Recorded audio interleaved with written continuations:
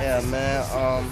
About to go get this $1,000 out for the fans, man. Really, I'm gonna take out 20,000, man, just to show people. You feel me? I'm on a whole different level with this, man. The camera shakes as hundreds of screaming fans surge forward, their hands desperately reaching toward the sky. Bills flutter through the air like confetti at a twisted celebration. $20 bills, 50s, hundreds, all raining down on a crowd of young people who think they're witnessing their favorite rapper's generosity. But this isn't generosity.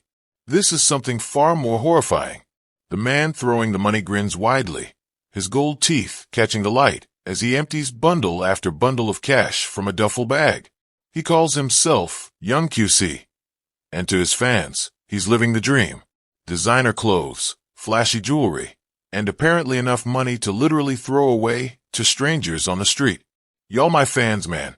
This is how we do it, he shouts over the chaos, his voice filled with arrogance and pride. The crowd goes wild, fighting over every bill that hits the pavement.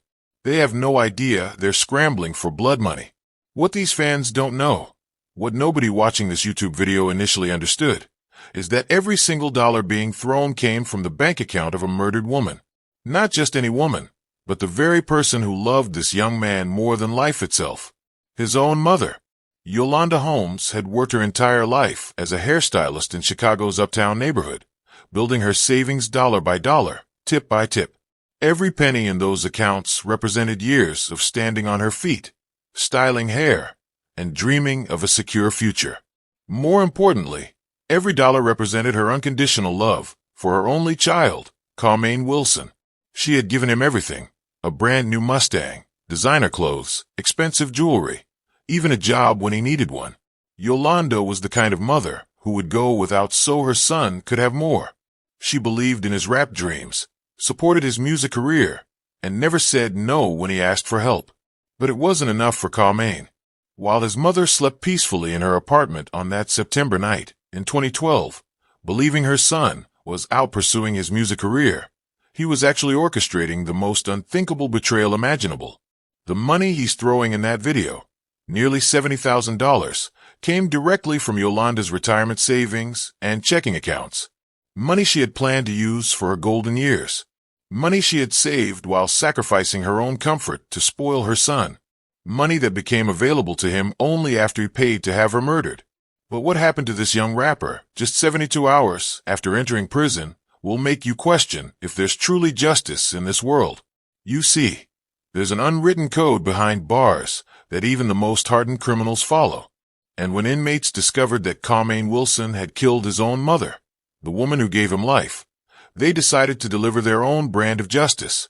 What took place in that prison cell during his third night would leave Carmaine broken in ways he never imagined possible. The same hands that once threw his mother's money to cheering crowds would soon be pressed against cold concrete walls as he experienced the brutal reality of what happens to matricide perpetrators in prison. This is the story of ultimate greed, devastating betrayal, and the shocking consequences that followed. A story that proves sometimes karma doesn't wait for the afterlife. Sometimes it strikes with terrifying swiftness right here on Earth. Stay with me, because this tale will leave you absolutely speechless. If you think the story is shocking now, wait until you hear what prison inmates do to people who kill their own mothers. Hit that notification bell, because this story will haunt you. Yolanda Holmes was the kind of mother every child deserves, but not every child appreciates. At 43 years old, she had spent over 2 decades building her reputation as one of the most skilled hairstylists in Chicago's uptown neighborhood. Her small salon was her sanctuary, where she transformed not just hair, but also served as a confidant to women who trusted her with their deepest secrets. Every morning, Yolanda would wake up before dawn, preparing for another long day on her feet. Her hands, weathered from years of chemicals and styling tools, moved with the precision of an artist. She took pride in her work, but more than anything, she took pride in being able to provide for her son, Carmaine. As a single mother, Yolanda had made countless sacrifices. She worked double shifts during holidays so she could afford the latest sneakers Carmaine wanted. She skipped meals to save money for his school clothes. When other mothers complained about their teenagers, Yolanda would smile and say her son was different, He was special. Her small apartment was filled with photos of Carmaine at every stage of his life. From his first steps to his high school graduation, she had documented every moment with the devotion of a mother who saw her child as her greatest achievement. She believed in his dreams of becoming a successful rapper, even when others doubted his talent. Carmaine Wilson lived like royalty, and his mother was his devoted servant.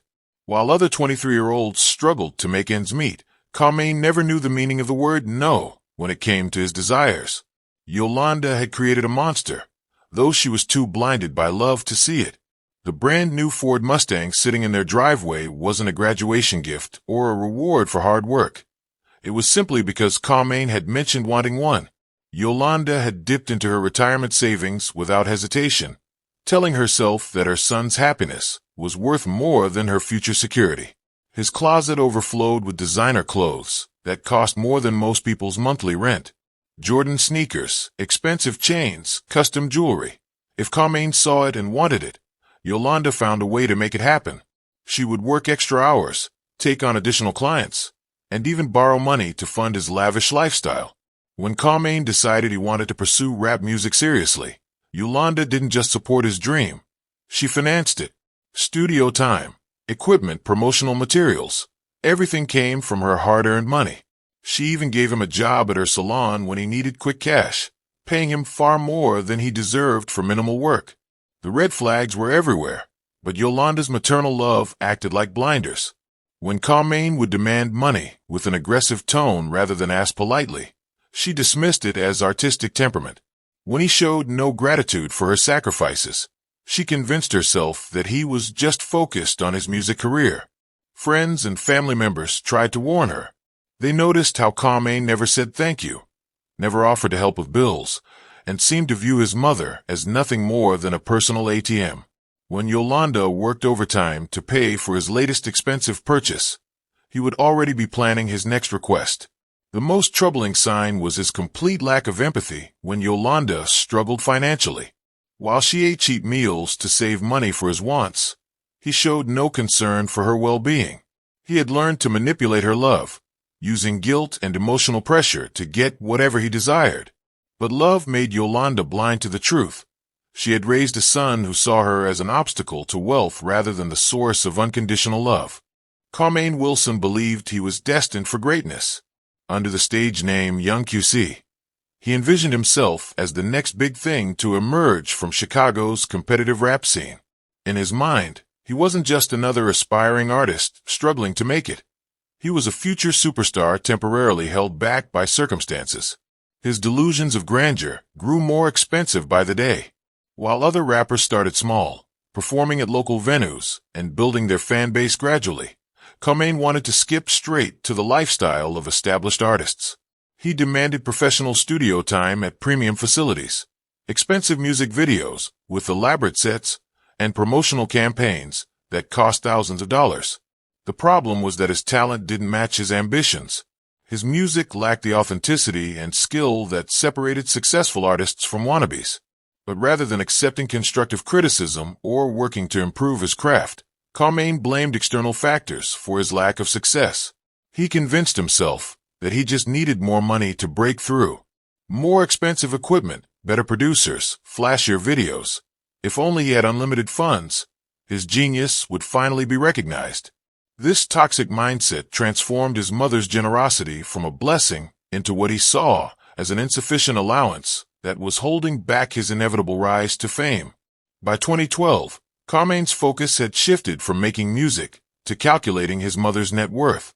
He knew exactly how much money Yolanda had in her checking account, her savings account, and her retirement fund. What started as casual awareness of his mother's finances became an unhealthy obsession with accessing those funds. $70,000. That was the magic number that consumed his thoughts. To Carmaine, this wasn't his mother's life savings earned through decades of hard work. This was his inheritance, money that rightfully belonged to him, being selfishly withheld by a woman who was already giving him everything she could afford. He began pressuring Yolanda for larger sums of money, claiming he needed substantial investments to launch his rap career properly. When she explained that she couldn't access her retirement funds without penalties, or that her savings were meant for emergencies. Carmaine became increasingly frustrated and resentful. The twisted logic in his mind grew stronger each day. Why should he wait for his mother to die naturally to inherit what he believed was rightfully his?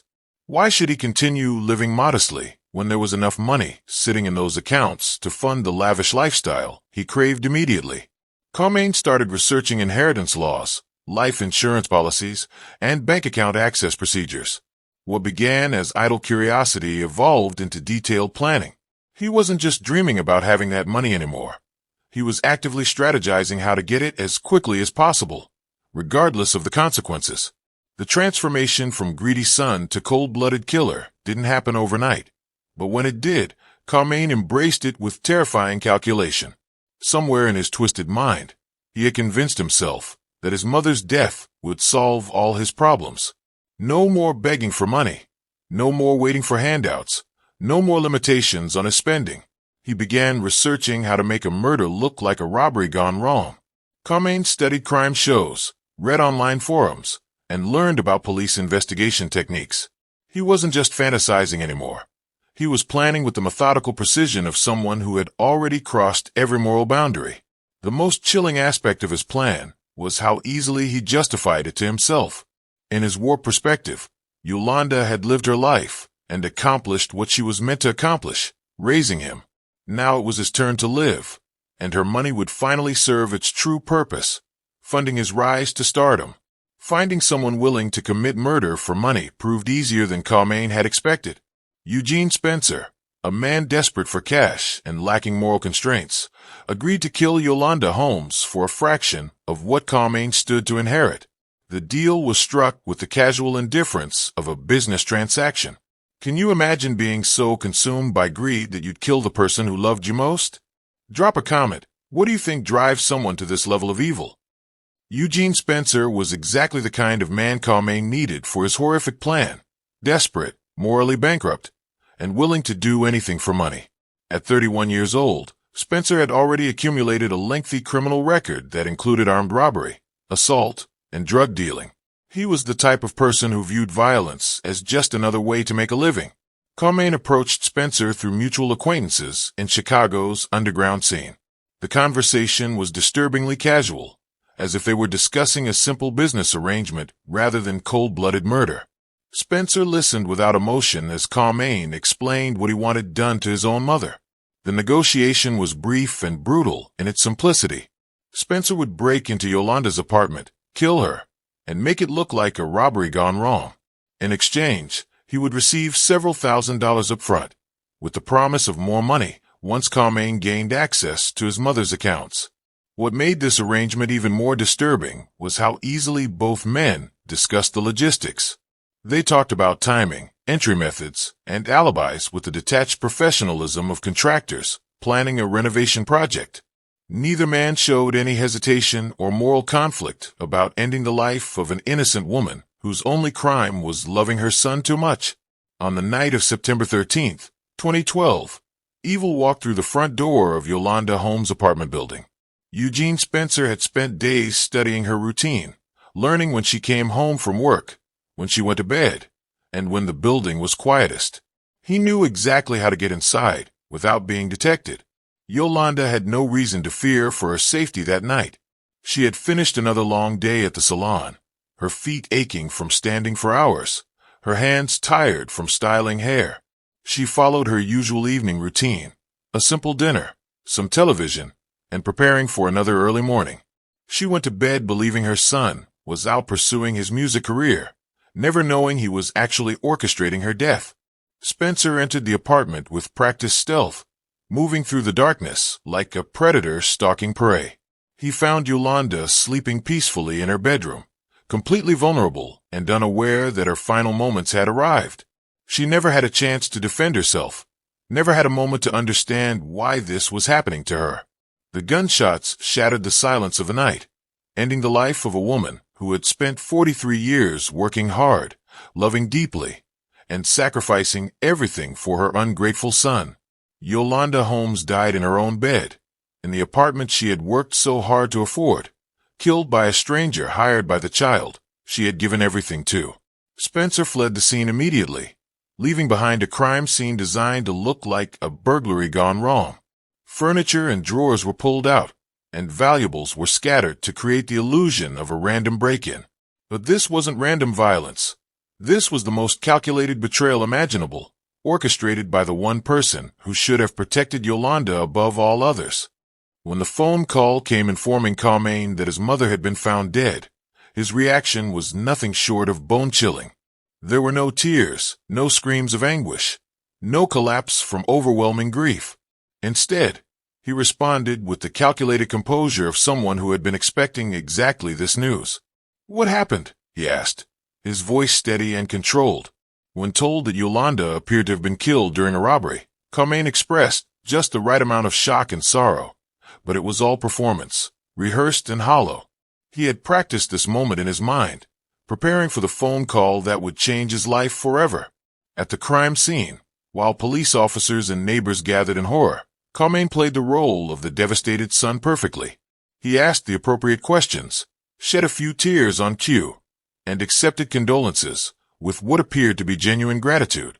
But behind his eyes was something far more disturbing than grief. There was relief. Within hours of his mother's body being discovered, Carmaine was already making mental calculations about accessing her bank accounts. While others mourned the loss of a beloved community member, he was planning his first withdrawal. The woman who had given him everything was barely cold, and her killer son was already spending her money in his mind. Before Yolanda Holmes was even buried, her son was already looting her life's work. Within days of her murder, Carmaine had gained access to every account she had painstakingly built over decades of hard work. The funeral arrangements were still being finalized when he made his first withdrawal. $70,000, the exact amount he had been obsessing over, was now at his fingertips. Money that represented Yolanda's retirement dreams, her security blanket, her hope for a comfortable future, became nothing more than play money for her killer son. He moved through her accounts with ruthless efficiency, transferring funds and closing accounts as if he were settling a business transaction rather than pillaging his murdered mother's estate. The speed of his financial raid was breathtaking in its callousness. While neighbors brought casseroles and offered condolences, Carmaine was at the bank, forging signatures and providing death certificates to access funds that weren't legally his yet. He showed no shame, no hesitation, no moment of reflection about what this money had cost. Each withdrawal was another betrayal of Yolanda's memory.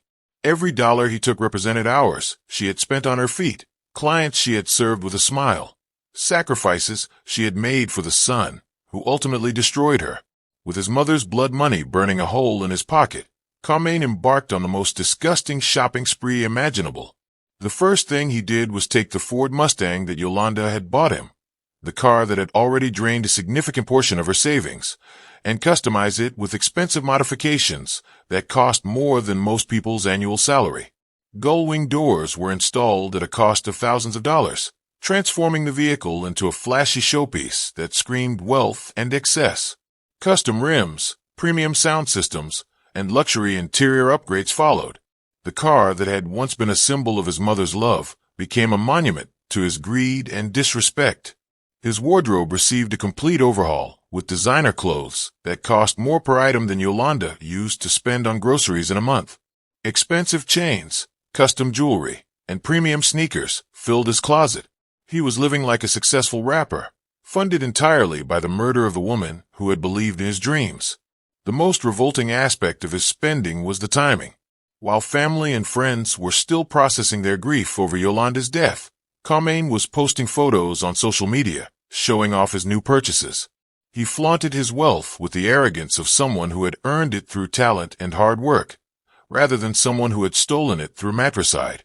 Every purchase was a slap in the face to his mother's memory, every expensive item a reminder of how little her life had meant to him. The most damning piece of evidence against Carmaine came from his own arrogance. In a moment of breathtaking stupidity and callousness, he decided to film himself withdrawing thousands of dollars in cash from his mother's accounts and throwing the money to a crowd of people he claimed were his fans. The YouTube video showed Carmaine standing outside a bank, duffel bag in hand, grinning widely as he pulled out stack after stack of $20 and $50 bills. "Y'all my fans, man. This is how we do it when you're young QC," he shouted, hurling the cash into the air as people scrambled to collect it from the ground. What made this video particularly horrifying was the timing. It was filmed just weeks after his mother's funeral. While Yolanda's friends were still bringing flowers to her grave, her son was literally throwing her life savings away for social media clout. The money that represented decades of her labor was being treated like confetti at a celebration. The video went viral, but not for the reasons Carmaine had hoped. Instead of establishing him as a successful rapper, it became evidence of his complete lack of remorse and respect for his murdered mother. This single piece of footage would later be played in court, sealing his fate and showing the jury exactly what kind of monster they were dealing with. Chicago police detectives knew something wasn't right about Yolanda Holmes' murder from the very beginning. While the crime scene had been staged to look like a robbery gone wrong, experienced investigators noticed inconsistencies that pointed to something far more personal and calculated.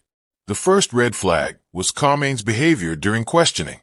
Most grieving sons would be desperate for answers, demanding updates, and showing raw emotion. Instead, Carmaine seemed oddly detached and overly concerned with when he could access his mother's financial accounts. His questions focused more on inheritance procedures than on finding his mother's killer. Financial records revealed the smoking gun investigators needed. Bank surveillance footage showed Carmaine making large withdrawals from his mother's accounts within days of her death. Phone records connected him to Eugene Spencer in the weeks leading up to the murder. Witness testimony placed the two men together discussing suspicious topics. The breakthrough came when Spencer, facing mounting evidence, decided to cooperate with authorities.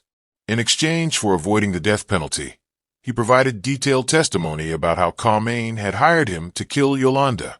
Spencer's confession included specific conversations, payment arrangements, and the cold-blooded planning that had gone into the murder. By March of 2024, both men were facing first-degree murder charges that would change their lives forever.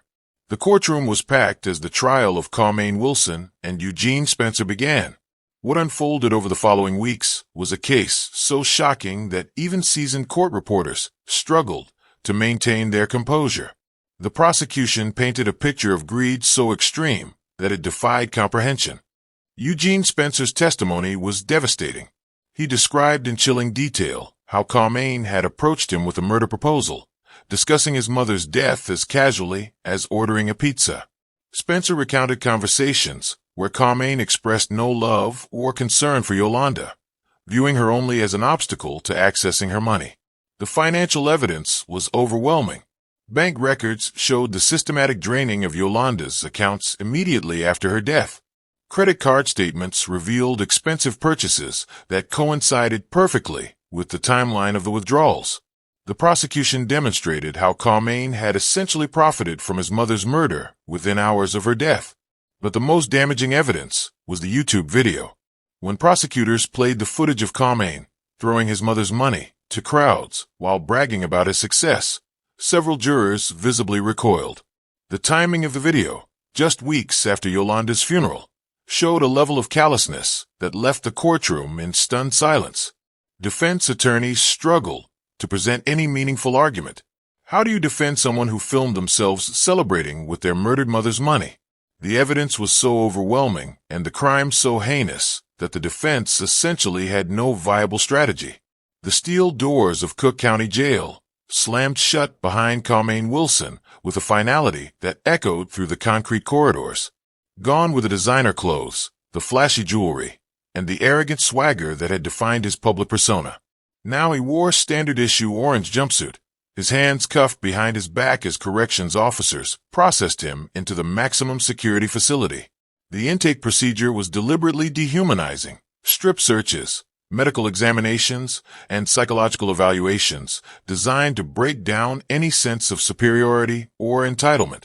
For someone who had lived his entire life being catered to by his devoted mother, the harsh reality of prison life was a shocking adjustment. No one cared about his rap dreams or his former lifestyle, funded by blood money. As he was led to his cell block, other inmates watched with the predatory interest of apex predators, sizing up fresh prey. Word travels fast in prison, and by the time Carmaine reached his assigned cell, whispers about his crime had already begun circulating through the facility. The man who had once thrown his mother's money to cheering crowds was now just another number in the system. His cell was a concrete box barely large enough for a single bed, toilet, and small desk. This would be his home for the next 99 years, assuming he survived what was coming next. Prison operates by an unwritten code that even the most hardened criminals respect, and at the top of that code is an absolute prohibition against harming family members, especially mothers. Murderers, drug dealers, and armed robbers might coexist within the prison hierarchy, but those who hurt children, elderly people, or mothers occupy the lowest rung of the social order. The news of Carmaine's crime spread through the prison like wildfire. Inmates who had committed terrible crimes themselves were disgusted by the details of his case. Here was a man who had been given everything by a loving mother, only to repay her devotion with a bullet to the head while she slept. Even career criminals found his actions incomprehensible and unforgivable. In the prison yard, during meals, and in the common areas, conversations inevitably turned to the new arrival who had killed his own mother for money. Inmates who rarely agreed on anything found common ground in their hatred for Carmaine Wilson. They shared stories about their own mothers, women who had visited them in prison, sent money for commissary, and never gave up hope for their redemption. The contrast was stark and infuriating. While these men treasured letters from their mothers and counted down days until family visits, Carmaine had thrown away the most precious relationship a person could have for $70,000. In a world where respect is earned through violence and intimidation, he had committed the one act that marked him as irredeemably weak and contemptible. Prison justice was inevitable, and everyone knew it was coming. On his third night in prison, Carmaine Wilson learned that some debts can only be paid in blood and suffering. He had been moved to what prison officials called protective custody. But even maximum security facilities have blind spots where cameras don't reach and guards don't patrol frequently enough. 3 inmates cornered him in a maintenance area during what should have been a routine transfer between cell blocks. These weren't random attackers. They were men who had specifically sought him out after learning about his crime. What happened next was brutal, methodical, and designed to send a message that matricide would not be tolerated even among society's outcasts. The sexual assault lasted for what felt like hours, but was probably only minutes. Carmaine's screams echoed through the concrete corridors, but no help came. The same hands that had once thrown his mother's money to adoring crowds were now pressed against cold prison walls as he experienced the most degrading violation imaginable. When it was over, his attackers made sure he understood this was just the beginning. Word had been sent to every prison in the state system. Carmaine Wilson would never be safe, never be respected, and never be allowed to forget what he had done to the woman who gave him life. The young man who had once believed he was destined for rap stardom was now marked for a lifetime of fear, violence, and humiliation. Prison justice had been served, and it was far more brutal than anything the courts could have imposed. This horrific case offers crucial lessons about protecting vulnerable family members from financial abuse. Warning signs include adult children who show excessive interest in parents' finances, pressure elderly relatives for money or account access, and display entitlement rather than gratitude for financial support. Families should establish clear boundaries around financial assistance and maintain oversight of elderly relatives' accounts. Regular check-ins with bank representatives, trusted family members, or financial advisors can help identify suspicious activity before it escalates to dangerous levels. Most importantly, recognize that financial abuse often precedes physical violence. When someone views a family member primarily as a source of money, rather than a person deserving love and respect, the relationship has become toxic and potentially dangerous. If you notice these warning signs in your own family, don't ignore them. Seek help from social services, law enforcement, or elder abuse hotlines before greed transforms into something far more sinister and irreversible. This story proves that karma finds a way, even behind prison walls. If this chilling tale of greed and ultimate justice shocked you, smash that like button. Share this story to warn others about the dangers of financial abuse within families, and subscribe for more explosive true crime cases that will leave you speechless.